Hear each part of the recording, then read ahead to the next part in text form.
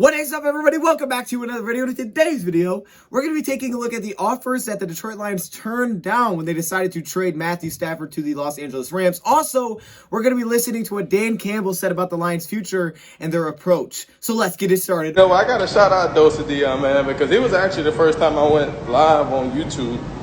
And, guys don't know, DoseOfDion, he put out a lot of good content for the Detroit Lions. Welcome everybody to another video. Glad you guys are here. Okay, now before we get this video started, I gotta ask the question, okay? I'm sure some of you guys, at least some of you guys probably watched my last video that I put out yesterday, and you guys probably saw the little shirt that I was showing in the corner. Okay, that's my Dan Campbell soup shirt. What do y'all think? Let me know, honestly. What do you think? I'm gonna get one, all right? I'm gonna get one. I'm gonna see how it comes out. I don't know. They look pretty good. They look pretty good. I mean, look, Dan Campbell's kneecap soup. You like that? No? I added the kneecap in myself. Does that... Can you tell? You might be able to. I don't know. I thought it looked pretty funny. And then I put his head in. Okay, you can see. I don't need to explain. I'm going to get one. I think black looks the best, but I think you could also go with like a blue or a gray. Gray looks kind of good because, I don't know. Maybe white. I mean, you could do white if you want. It's not like white shirts because they might get dirty. My white shirts are always dirty. I got so many white shirts that are dirty. Okay, what are we talking about? Oh, yeah. Hey, we're going to discuss some of the trade offers that the Lions turned down for Matthew Stafford and when they decided to take the Los Angeles Rams trade. And I think this is somewhat important to look at because it kind of tells you where the Lions are looking at things for the future, kind of their approach, and just what they were willing to pass up on for what they got. Because if you remember, the Lions did not acquire a first or second round pick this year. They only got a third round pick this year, but for the next 2 seasons, they acquired 2 first round picks. Plus, they also acquired a quarterback in Jared Goff. Now, his contract, yeah, they took on some money there. We know about the potential out after really the first season, but then the second season even more. So we're going to take a look at some of the offers that the Lions reportedly passed up on. Now, there's 2 that we know of, and there's 2 that we don't know. We also know Matthew Stafford declined going to the Patriots. The 2 that we don't know come from the Bears and the Broncos, who reportedly made offers for Matthew. Thank goodness the Bears... I'm really curious to see what the Bears offered, but thank goodness the Bears did not get mad. They probably, even if the offer was better than the other ones, doesn't matter. We're not taking that offer. The Broncos, I don't know what they'd offer. They may have offered the 9th pick in the draft. I don't know. But there is an interesting one that we're going to look at. The first one, it comes from the Washington football team. So I actually didn't see one about San Francisco. It makes me think that maybe they weren't super interested. Maybe they kind of did back out a little bit there. But Washington, the Washington football team, offered the Detroit Lions reportedly this: the 19th pick in the draft this season, because you remember they were a playoff team. They won that division. And also a 3rd round pick for 2021. So 2 picks this year. A 3rd round pick and the 19th pick in the draft. Now, the 3rd round pick, they have 2 3rd round picks, so we weren't sure which one it was. Either way, both their 3rd round picks would have been a higher pick than what we got from the LA Rams. 3rd round pick and a 1st round pick could have been what the Lions would have gotten in return. And those are both obviously immediate impacts. It means the Lions would have not gotten any kind of future draft picks, so it would have been just for this year strictly. But the Lions passed on that. Now, 19th pick is probably going to be higher than most of our future 1st round picks, you would think, because the Rams would probably be... You would think they probably will get a little bit further than in the playoffs. Maybe they don't. I mean, so who knows? But, they're supposed to probably get further now that they made that trade. They believe they can get further. So you'd expect ours to be a little bit later. But we did get 2. But it's not the immediate impact this year. If we had the 19th pick in the draft, and let's say the Lions didn't trade up, if you made this trade, okay, you're probably drafting a quarterback because you wouldn't have Jared Goff right now. That's the biggest difference in a lot of these is obviously quarterback versus no quarterback. You wouldn't have Goff, so you're probably taking someone at 7 unless you trade up. But if you don't trade up, then at 19, maybe you're looking at potentially the top running back because there's, you'd probably get your first choice on a top running back, which I would have been all in for. Also, maybe even offensive lineman if you wanted to go that route. 19 could have been looking at like a Bateman at wide receiver, something like that. Maybe, I don't know, maybe a Tony, maybe a Marshall. Linebacker there too. That's probably where you would start seeing the top linebackers like a Zaven Collins, maybe a Nick Bolton somewhere around that area. And there would have been a couple of different options. Lions would have took that. But again, they passed on that. Now, both 3rd round picks. So really the difference is 2 1st round picks and a quarterback for future versus a 19th pick this year. I personally like the Lions deal better. I do. I like that better, but that's not a bad deal at all. Again, the biggest difference here is Jared Goff. Now, the second one that we heard from is very, very interesting because this one would have gotten the Lions back-to-back first-round picks. Yeah, the Panthers reportedly offered the Lions the number 8 pick in the draft, plus a late round pick. Now, I don't know what late round pick is. I'm assuming it's the 83 pick, which would mean round 4, 5, 6, or 7. Obviously, there's a big difference there. But even if you say it's round 4 or 5, right? So the Lions turned down the 8th pick in the draft, which would have given them number 7 and number 8. Now, that would have been awesome. Again, no future picks. The biggest difference is here. How much do you value a top 10 pick more than maybe like a 20s or potentially a 30s first or 30s first round picks for the future. So you could have back-to-back top 10 picks, which obviously could have given you the ability to trade up, or you could have been looking at 2 top playmakers. So you could have went maybe receiver, linebacker. You could have took 2 top playmakers at 7 or 8. Kind of locked into taking a quarterback at number 7 or number 8. Really doesn't matter which one because they're back-to-back picks. But then you have to be, again, willing, if you're not going to trade up, to be, okay, who's available left? Like, who is left out of that? Because you don't know. I mean, even though the thought is Fields, Wilson, and Lawrence will go, what if Lance went before Fields and someone else dropped? What if Wilson dropped and you didn't like that guy? I'm not saying you wouldn't. I'm just saying, like, it changes things, of course. You can't really take 2 back-to-back playmakers here unless you're thinking, okay, second round, I like this quarterback, or third round, or I like Kyle Trask, Mac Jones probably won't be there. Kyle Trask may not be there either, which is it's kind of a weird one. Maybe like your Kellen Mond or something like that, and you think he's going to be a starter. Now you're looking at that if you want to go back-to-back playmakers. If he's that option, but again, you're kind of looking at taking a quarterback with one of the top 2 picks. In a free agency, we're going to go sign a Tyrod Taylor or something like that. He'll be our starter. That guy can be our backup if he's not ready. If he's ready, he can start. If he's not ready, we can start Tyrod Taylor. Obviously, then you'd probably just cut ties with Chase Daniel because I don't think you want to start Chase Daniel, but Anthony Lynn was a running back coach when Tyrod Taylor was with the Buffalo Bills. So you could have went that route, which would have been a very different approach, but it would have got you 2 playmakers, a potential starter quarterback. The question is, do you believe in one of those mid-round picks like that? You could still have potentially an option where, okay, hey, you know what, that quarterback that we drafted, maybe it's not panning out that well in the mid-round. Next year, you could just take a quarterback in the first round, but then you want to have 2 first-round picks like the Lions do. See, the good thing is that I like about our trade is it kind of sets us up for, okay, if this misses, if Goff doesn't work, if this misses, we have an opportunity next year to go change it, right? Because we have the 2 first-round picks. We have the ability to kind of jump around.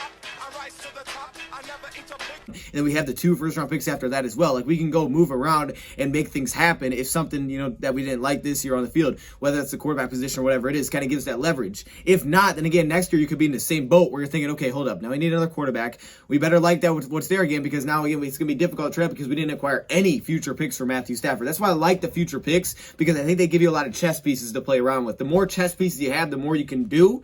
The less you have, well, the less you can make happen, right? I think that's kind of the biggest thing. It's like strength in numbers.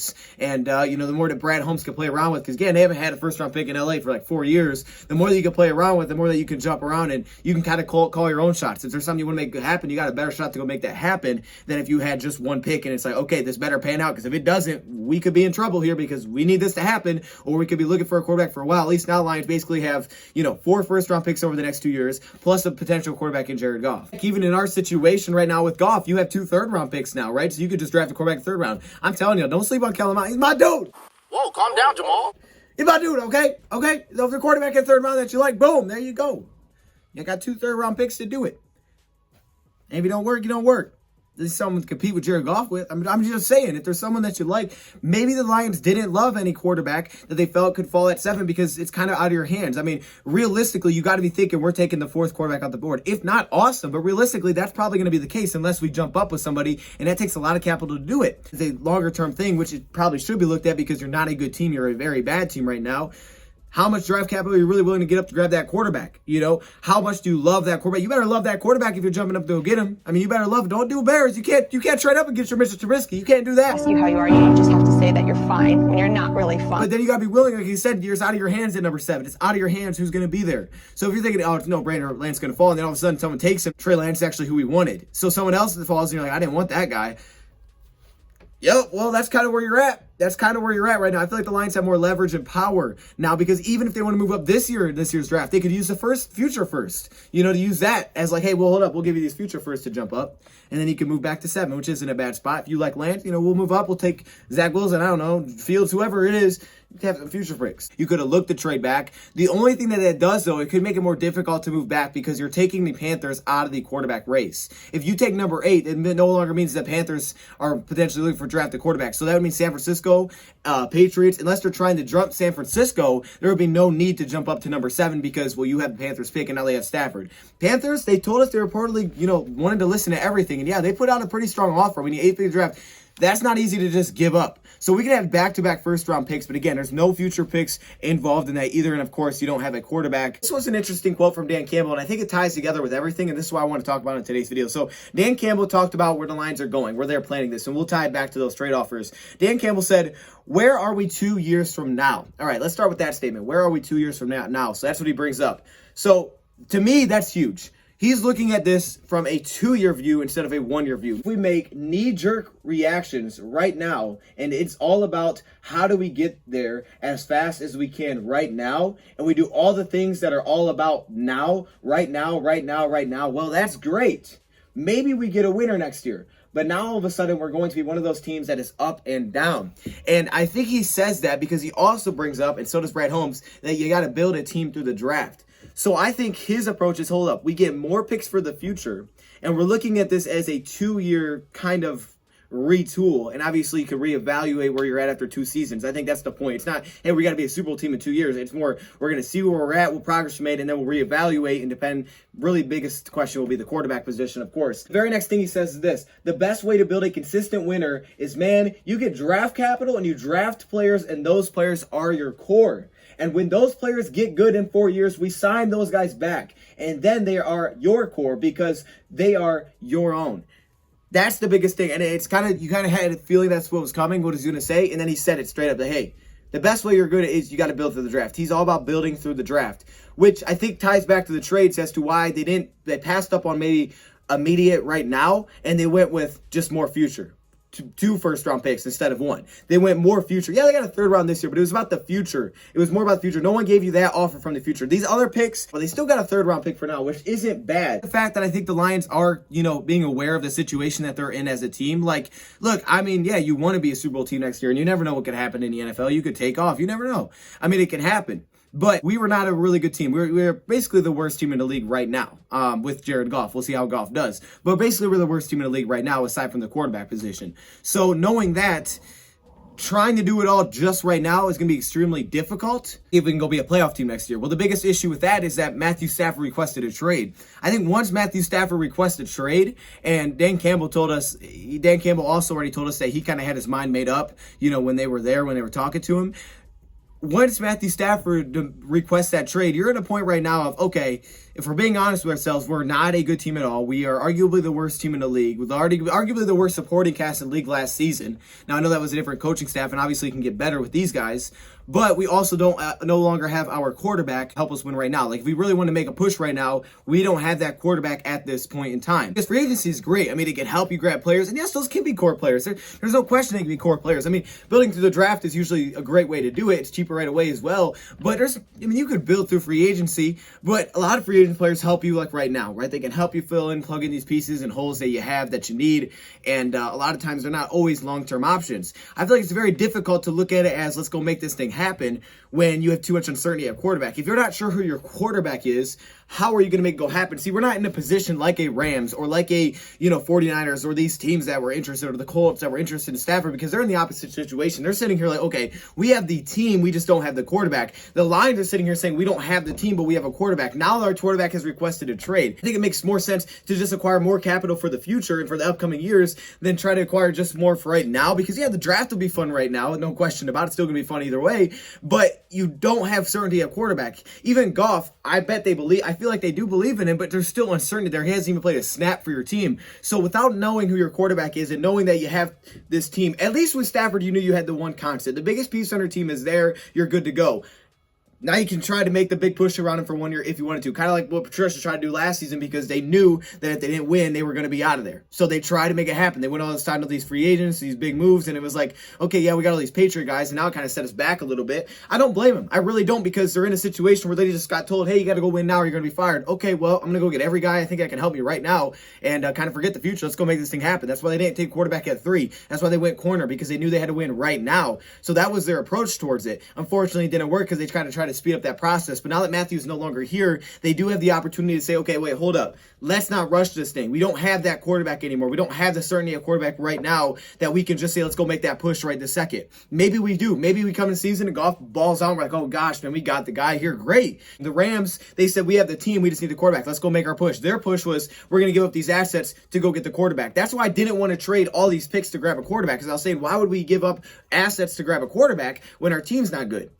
Let's use what we have to make our team better, and then we can put a quarterback into that. We got to get one of the first 2 built. Now that Stafford requested a trade, we don't have either. We don't have a quarterback or the team. So right now, the Lions may have the quarterback with this trade, plus they have picks to build a team. That's why I think they took this approach that they did, And I think it's, obviously, it kind of stinks. You want to see your team go make the big push. You always like to see your team make a push, but you got to be honest with where you're at. I think that the important thing about 2 years is that it also impacts Jared Goff and what Jared Goff means for this team. Because I think they're saying, okay, what do we look like 2 years from now? So from this point on, not this season, at the end of next season, what are we looking at? Well, that to me brings up the whole Jared Goff situation. What's going on with Goff? Is Goff going to be the future or not? Because that's when the outcomes. That's when it's like, okay, if you want to get out of this, now here's your best shot to get out of it. Right? I mean, if the Lions didn't believe in Goff, I feel like they would have took one of these other options. If you didn't want Goff to have a chance for your future, why would you not have taken like the Panthers off or something? Right? Why would you not take 7 and 8? Because then you need a quarterback. At least then you have more leverage to trade up, right? If you wanted to, or if you want to take quarterback 7, if you like Lance or something, you think he's going to be there, then you got boom 7 and 8. You can help build around him. You could have still taken, another offer, but taking on Jared Goff to me doesn't make that much sense because I don't think they're going to try to flip him. They could, but taking on Jared Goff doesn't make a lot of sense if you're not going to give him any chance for the future. This year, technically, at number 7, they could still take quarterback if they wanted to. Absolutely could. Saying the Lions won't draft a quarterback, but I do think the Lions are looking at this as, okay, this is going to be Goff's opportunity to prove himself. And then you're looking at now 2 first-round picks. And now if he's still here and he played well enough in his first year and you believe in him for the future, now you start building towards that. If that's not the case, then the year after that, you again have 2 first-round picks. Now you could start looking at this, okay, now let's find our next quarterback. Let's find this. Let's reevaluate. Okay, where are we at? We didn't get to where we wanted to be with Goff. We tried it. It didn't work. We can dump him, trade him, cut him, whichever one you want to do. And now we're going to move forward in a completely different direction. I definitely am not going to count out the thought of the Lions taking quarterback anywhere in this draft because, look, if you love a quarterback this draft, you take him. But because of the flexibility that Jared Goff brings you with this trade and the draft picks, you can still focus on building that core with or without Jared Goff. Since he's still here, it doesn't mean you can't still build a core because he's the quarterback. It doesn't mean you can't build around him. I mean, think about it. You can build a run game no matter who is your quarterback. You got to build a run game at some point. That has to happen. The defense has to happen. Goff doesn't affect the defense at all. Quarterback doesn't touch the defense. Those are things that you have to be able to build. So while you're evaluating Goff kind of in the background, you have to build those. You just build those, you build those, you build those. Maybe there's a couple pieces, type of receivers that he likes to throw to, that kind of thing. Yeah, those are little things that, you'll evaluate. Then after this season, if you're like, okay, these are the type of guys you want to throw the ball to. This is maybe a type of tight end you want. Then yeah, we can look at that next off season. But we still have to just focus on, okay, build the run game, build the defense. And now you're not in a position where you're like, okay, we have to get a quarterback because we don't have one. And then if we don't love one in the draft, now you could potentially be reaching for somebody that you didn't even really want. The leverage side of it is that if someone falls that you didn't think was going to fall, so you were worried about it, then great, you can take that quarterback. But if they don't fall, then no harm done. Okay, guess what? You don't need to take the quarterback there. You're not forced to do anything because of how this trade went down. And the out in Goff's contract is just beautiful. And if you do love someone, I'm all in for taking him. If someone fell, let's say Zach or Justin or something fell at 7, and you're like, hey, I like this guy. We really wanted this guy. We didn't think he'd fall. But we'll take him anyways, and now he can compete for the job. I'm fine with that. I got no issues with that because you do have the out with Jared Goff at some point anyways. So if Goff doesn't win it, then okay, they go with the other guy, and then boom, you got your quarterback now. If the Lions are looking at the board and like, oh gosh, I don't like anybody's going to be here. If the quarterback doesn't fall like it's supposed to in the first 10 picks, after that, we don't like anybody late for the future. We don't like the quarterback class this year. Basically back in the same boat that you were this season where, okay, you have 1 first-round pick, and the worst situation here is now you don't have a Stafford to trade away to get more picks. You got 1 first-round pick. Wherever you fall, you probably won't be a very good team then. But now you got to find a quarterback. So you're getting less leverage. You're kind of stuck in that spot. You didn't gain any future picks. The Lions left the door open. You locking doors, Joseph? You locking? They left options open. I think it tells you a little bit how they feel about this year's quarterback class. But I think it also tells you about how they believe that Jared Goff could potentially be the future of the team. If there's a quarterback in this draft that the Lions don't love and they don't want to take with Jared Goff now, you had the chance to just use every pick to continue to build this team. At 7, you could look to trade back, right? Because the Panthers still need a quarterback. They didn't get Stafford. At 7, you could just take a playmaker. You don't even have to take you could potentially go through this draft and not even draft a single quarterback, which is crazy that we were thinking of no matter what. We're going to take some quarterback. Even when Stafford was here, we're thinking we're going to take quarterback. This year, you don't even have to do it. You definitely could. I can see them do it, but you don't even have to. Because now you have literally all the options open to you. You didn't put yourself in a corner. You didn't back yourself in a corner and say, okay, we got to figure this thing out because we don't know. You don't know what next year's draft class is going to look like. But I think that's why I'm looking at it as a two-year thing right now, not just right now, because I'm not sure they're completely sold on Goff, but they also believe that he has an opportunity to be a quarterback. And again, what Peter Schrager tells us, other teams were also interested. He has a good name on the market right now, and we know Brad Holmes likes him. Again, that could mean a potential flip. I don't see it happening. I just don't. It could be. I just don't see it happen personally, but you never know in the NFL. Things happen like crazy, and you just never know what to expect. But to me, that's a big part of Jared Goff, and also the Lions looking at this. Okay, yeah, we'd love to be a contender next year, but we're a really bad team right now, if we're being honest with ourselves. So while we're, working on finding these core and foundation players for the next 2 years of the draft, it also gives us a chance to evaluate if Jared Goff is going to be part of the future. If he's not, then we have an opportunity to, get out of the contract, cut it loose, go elsewhere, because again, we have 2 first-round picks for the next 2 seasons after this year where we can focus on that. If he is our future, great. We have all these picks to push or put around him. And now, that way down the road, now you start resigning these guys and you have your core to build around Jared Goff, who's already under contract for 4 years. That's why it's a 2-year kind of approach that they're taking towards it. And I do like the fact that they're aware. Let me know your thoughts, comments below. Thank you for watching, and I'm out.